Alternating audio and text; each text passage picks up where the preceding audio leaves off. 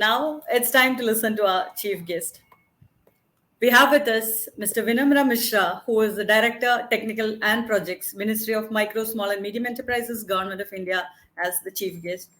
An officer belonging to the Indian Railway Services of Mechanical Engineering, IRSME, Government of India, anchoring all the externally aided programs, EAPs of the ministry with the multilateral organizations like World Bank, ADB, KfW, AIIB, NDB, UNIDO, GSZ, etc., for over 8,000 million US dollars. All these programs are aimed at improving the competitiveness of MSMEs and institutional architecture of Ministry of MSME. He is the nodal officer for flagship programs for Atmanirbhar Bharat, an initiative of the Ministry of Technological Upgradation. Of the Ministry for Technological Upgradation Schemes, TUS, with the Zero Defect Scheme, Z, Digital MSME, Incubation Scheme, IPR Scheme, Design MSME, and Lean Manufacturing Program for the MSMEs. Let me proudly invite our chief guest of today, Mr. Vinamra Mishra. GCPIT is honored to have you with us today. Over to you, sir, for your address. Thank you, Aparna. Thank you very much for having me here. Let me start by thanking GCPIT for having this initiative, a very strong one, because currently we are in the middle of a pandemic, and we are trying to find ways to how to kind of move out or wriggle out of this entire global pandemic that we're facing.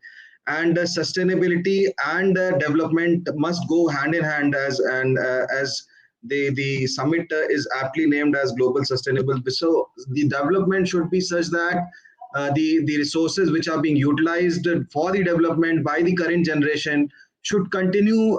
The resources must be there in place also for the future generations. That is what I presume the concept of sustainability is, and I think GCPIT is doing great job as far as bringing about this. The entire awareness, all the stakeholders on one stage, and kind of developing this ideation process so that something good comes out.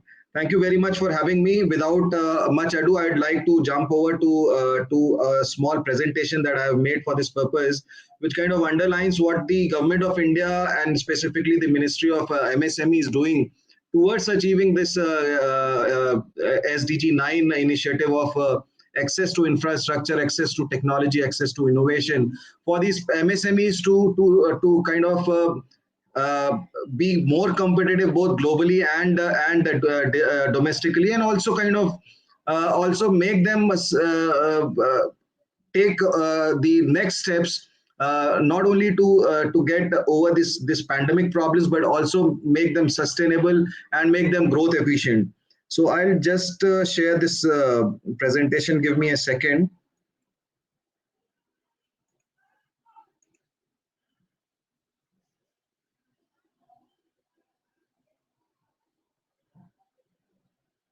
Yeah, so I think, I hope my screen is visible, Aparna? Yes, we can see it. You can put in the presentation mode. Yeah, perfect. Yeah, so I'd start very quickly with the contribution of these MSMEs to the Indian economy, and clearly these MSMEs are a medium where the employment is generated within the country at a very low investment, and currently the MSME sector accounts for the second highest employability in the country after the agriculture sector. And the contribution to the national manufacturing is about 45%. We account also for the 45% of total exports of the country. So it can be a direct one. It can be also through participation in the entire value chain of the exporters. So it is 45% in the of the total exports. About 7.09% of the GDP also, which of the manufacturing portion comes out of these MSMEs. The 30.5% of the GDP from service sector is also through these MSMEs. So we are looking at a sector which is at the base of the entire development of the country, and therefore, if anything has to progress ahead, the MSMEs are the base or the factors which are going to drive the entire economy. And we were talking about the negative effects of the COVID-19. I was in another seminar, an Asian European Summit, which was discussing the way all the economies are going to wriggle out of COVID-19. and we can see that Asia is very well poised to be one of the leading. The Asian subcontinent is poised to be the leading area, leading landmass, which is going to lead the growth out of this pandemic. And the GDP growth is slated to be highest for the Asian subcontinent. But there's also a very strong apprehension that as this growth is achieved, we are going to have a greater divide between the leaders and the laggards. And clearly these smaller industries, smaller factories, these MSMEs are the laggards, and there the technology and the innovation comes into effect, where they can put these MSMEs onto equal keel with the people who are the leaders, who are resource rich already. And therefore innovative technologies, the input to technology, the access to credit, the access to finance, access to marketing, access to infrastructure and technology is going to really help them and make them participate in this entire growth of the GDP. So this is the revival strategy which we have kind of chalked out in the ministry, and we are going ahead with that. And for the manufacturing and the access to technology, we have these technology centers and tool rooms, where these are the places which provide the common facilitation center, like a small MSME which is devoid of, which is having limited machines, lesser state of art technologies. So he can actually come over, use these common facilitation centers in these technology centers, and then also can get trained into making these access to the to state of art technologies. So the tool rooms are the way of disseminating the technology in the manufacturing sector, and that is this has been the forming the backbone of these MSMEs right from 1969, where these 18 tool rooms which have been established over a period of 30 years managing these MSMEs. Then we have also, in collaboration with World Bank, we are setting up 15 technology centers, and another 20 centers are coming up over the period of next 5 years, because we realize that despite the good work done by these technology centers, they are still lesser in numbers as compared to the other growing up, the other developed economies like Germany, like Northern America, and Southeast Asia, where the ratio of one technology center to these MSMEs are close to about 20,000. But in India, it is close. One technology service center is serving to about 3 lakhs, 300,000 MSMEs. So that bridge also needs to be to be covered, and therefore these technology centers are coming in huge numbers. Then we have this technology upgradation schemes, where we can see this zero effect scheme, which is aimed at quality improvement, the lean scheme, which is aimed at improving the manufacturing efficiency by reducing the input costs, and reducing the raw material inputs. Then we have the innovative scheme, which is aimed at creating that entire infrastructure of startups, where a small idea can be developed into a bigger idea, into a business proposition, into having developing of all these design projects and product prototypes and all these interventions. So this is the innovative scheme. And then we have the digital scheme, as Jeanette was also very clearly mentioning, that the pandemic has made us realize the importance of becoming digital and going digital.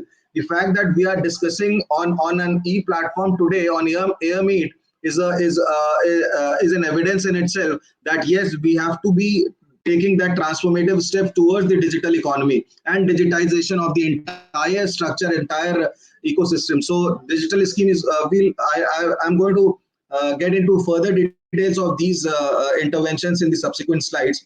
And then we have all these programs of access to credit and capacity building of these MSMEs, where we are collaborating with the World Bank for the resilience and improvement of manufacturing performance of the MSMEs, which is the RAM program. We are working with the United Nations Industrial Development Organization, UNIDO, for the energy efficiency. We have the Spurti and the Aspire schemes. These are schemes which are related to the rural sector, the villages, and all the village related industries. So these two schemes are specifically for upgrading the village sector, the rural sector of the country.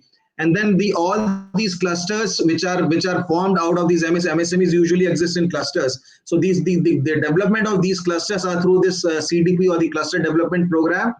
And the three things, that the three schemes that I have written, CGTMSE, CLCSS, and ECLGS, are these schemes which are aimed at improving the access to credit and finance for these MSMEs. While finance is available, the access to finance is the problem with the MSMEs. Getting loans, getting cheaper loans, getting loans without collaterals, with and similar such things. So we are developing these products where the access to credit is enhanced for these MSMEs, which is going to really help them get the working capital in this time of pandemic. And then after all these things, there are bound to be grievances. So we are having this very robust grievance redressal mechanism, which is monitored in the ministry at the highest level. So these all the entire these three buckets are aimed at the revival strategy of the MSMEs, so to say. And I'm going to quickly discuss these things in details. As I said about the technology centers, these are basically to give them access to technology. It is also to skill them, to create livelihood and employability, and also, as I said, they are there for hand holding support, for developing the any product prototype, or providing consultancy for the products. I discussed that in the period from 1968 to 99, with the help of Danish, German, and UNDP programs, we could develop about 18 technology centers. Another 15 are being developed through the World Bank collaboration, and another 20 in hub and spoke model, which is clear in this slide, which is in the hub and spoke model, 20 technology centers which will be providing as the hub, and these will be serving to the 100 extension centers to increase the outreach of these technology centers. Smaller extension centers will be put in place. And these 20 technology centers, the earlier 33 technology centers are going to act as mentors for these 100 centers, and these are going to increase the outreach of access to technology. And I'm sure with this, the infrastructure also is going to be improved for these MSMEs, as well as the access to technology and handholding for the product prototype and development of various consultancies. So this is and this map shows the way in which these technology centers will be then on the entire Indian territorial existence. These will be evenly distributed towards in all the directions. I am going to quickly discuss the zero defect, zero effect scheme, because this is a very aspirational scheme from our side. And the entire strategy of the zero defect, zero effect is the fact that if you are going to have zero defect in the processes, the product is going to take care of itself. So the quality is to be ascertained at the process level. When you're going through the correct processes, the zero defect in the process will ensure that the product which comes out is a perfect one. So this is a very internationally accepted concept, and this was in this concept and this scheme was very much in presence in the last 4 or 5 years, but it was failing to find traction. We have included a lot of parameters. We have from learning from our previous experiences, and now this is being launched along with the help and support of the World Bank, and we are hoping that this is going to change the game, so to say, for the manufacturing sector. And we have got the approval from Ministry of Finance for the revised scheme, and the scheme has been approved in the ministry, and another, say, about 1.5 months, this is going to see the light of the day. I'm sure, as I said, this is going to change the entire, this is going to bring about a huge paradigm shift in the way the processes and the quality is taken up by these MSMEs in the MSME sector. Then we come to the lean scheme. I think Mr. Dr. Bhattacharya, who is partnering with the Ministry of MSME, who is to speak after me, will go in greater detail of this lean scheme. But I want to say that lean scheme, for a mathematician, it is very easy to understand the lean scheme. If you want to increase the efficiency, which is defined by output by input, and if you have the output same, if you want to increase the efficiency, if you reduce the input which is on the denominator, so input costs are reduced, for the same output the efficiency is going to increase. So that is the concept of lean, and I'm sure Dr. Bhattacharya is going to deliberate on this in a greater and a more detailed manner. I'll skip this. uh, I come to the innovative scheme because SDG9, one of the more the major verticals is innovation and innovative way of thinking. And I would like to make a statement here that currently in India, if you are an innovator, if you have an idea, this is the best time to be an innovator in the country, because there are so many institutions working in this direction.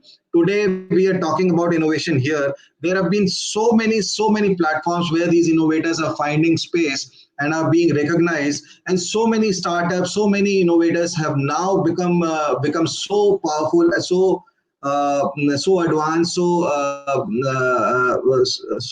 progress in their approach. So I'm sure there is an ecosystem which is going to help these innovators. And on these lines, the Ministry of MSME, Government of India, has also decided to have these three verticals which are going to support the innovative ecosystem of the country, where there's this sub scheme of providing support or the subsidies or grant from the Government of India for the incubation scheme. So there is this incubation. So all the we have partnered with about 300 host institution as business incubators, which are all kind of colleges, management colleges, the technological institutes, and NGOs and other industry associations, which where these MSMEs can approach with their ideas, and then we will give them grant for that. And these institutions, which will act as business incubators, will support these MSMEs, and ours will be an overarching support through the grant and funds, where we have close to about 1 crore rupees, which is 10 million of Indian rupees for the development of plant and machinery for these ideas. We have also developed a product of seed capital funding of about again 10 million Indian rupees. So this is the support of to the ideas. Then we have partnered for the MSME design scheme. We have partnered with Indian Institute of Sciences, Bangalore, the top IITs, about 7 IIT, Indian Institute of Technologies, and then about 16 national institutes of technologies. So this about 22 premier technological institutions are now working along with the Ministry of MSME for developing this design projects and student projects for these MSMEs, and we are giving grants for to all these institutions to work with these MSMEs to develop the products and develop the product prototype, test them, and then launch it into the market. And then after securing an idea, after securing a design product, you want to secure the intellectual property rights. You have this IPR, MSME IPR scheme, which is going to help protect the ideas, for the patents, the trademarks, the industrial design, the GIs. And we are doing this through the IPFCs, which have been set up throughout the nation. And we are this graph or the schematic representation shows the interoperability between these. So there can be a case where a small idea can be directly protected through a IPR. It might not need the design intervention, so it can bypass the design intervention. It can go from incubation to design to IPR, or it can be incubation to IPR directly, or it can also have a design intervention and then go to IPR. So it can go in any order, in any direction. So that interoperability has also been achieved in this innovative scheme. And I will just like to finish by talking about the digital scheme that we are coming up. So digital scheme, earlier there was just into only awareness and workshops. Now we have created digital components, and this graph basically shows the portion, the times before the pandemic is shown in blue, and during and after the pandemic and during the COVID pandemic. That is for the first wave. I have again taken this from one of the studies of McKinsey, and clearly we can see The in-person sales teams have gone to online support. The inside sales teams have all gone to e-commerce, and clearly we have to take that step, that bridge from the non-digital or digitally challenged portions to digitally rich or digitally empowered MSMEs. So for that, we are creating a portal for these MSMEs. We are going to because digital presence is through these websites. So the digital scheme is aimed at providing first step, as a first step we are providing them the websites for, because we understand these MSMEs are usually a very small ones. These micro MSM, micro or the nano MSMEs are one man enterprises. So these have to be also getting this digital. Once you are on the digital platform, once you are on the digital space, then you can actually leverage that presence into a lot of search engine optimizations, then lead generations, and all these can take care of your digital presence. But then you have to be there. So for that, you have to have a website of your own. You have to have an app if you require of your. You have to have a ERP solution. So our digital scheme is also looking at provision of all the about 13 14 sub components into that enterprise resource solutions. And then we are providing them infrastructure, e-literacy, e-marketing, and that 24/7 support also. And so I was talking about the UNIDO project. This is a energy efficiency project where we have taken about 10 clusters, where we have installed the pilot technologies. And once these pilot technologies are aimed at ensuring energy efficiency and energy saving and improving sustainability in manufacturing. Once these successes are achieved, then we are going for bulk purchases and achieving the economy of scale. And this is the last slide where we am discussing about the RAM program, which is the program that we are doing with the World Bank. And these are aimed at ensuring that we are resilient enough to get enough traction to move out of this pandemic stage. And so all these the access to finance, access to credit, the technological upgradation schemes, and all these infrastructure based schemes are put into this bucket of RAM program, where we can use the World Bank's expertise and its presence across the world to improve the efficiency and the impact enhancement of these programs. So with this, I would like to thank you for having me. I think I've already over Thank you. Thank you so have much, sir, stressed a for bit that. too much. But thank you very much, and I'd like to end on that note. Thank you very much, Apan. Thank you so much for that very informative session. Thank you so much for explaining to us in detail the support and schemes that is being provided for SMEs. And I believe we have a lot to do together in supporting MSMEs. Looking forward to working with you in the future as well. Thank you so much.